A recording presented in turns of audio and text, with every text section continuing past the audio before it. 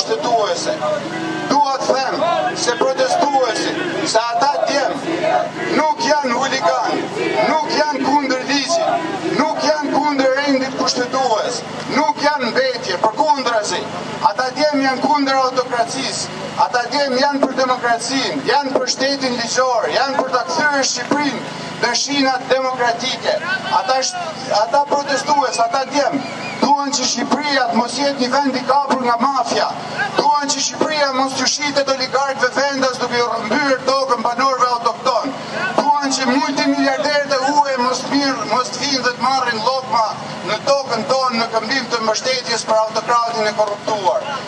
E fundit është që desha them unë nuk jam heroj. Ju gjithë jeni heroj që keni ardhur çdo ditë në këtë protestë. Ju falenderoj nga zemra në emër të gjithë protestuesve që ishin të ndaluar, që erdhët dhe na mbështetët tek bloku i sigurisë dhe tek komisariatet. Na keni dhënë një energji të jashtëzakonshme. Ne nuk jemi vetëm ashtu si ju nuk jeni vetëm dhe do jemi çdo ditë pas jush. E fundit është që herojnë janë ata që protestojnë, ata që qëndrojnë për drejtat në përditshmëri, ata që bëjnë punën e tyre me ndeshmëri në këtë sistem të kalbur. Edhe diçka tjetër që kam merak nga policët që na kanë thënë në vazhdimsi, edhe pasi na shoqëruan edhe në komisariat edhe kudo. Policët janë me ne, policët janë të shtypur nga ky sistem. Policët nuk ju paguan orët shtesë, policët vidhen edhe në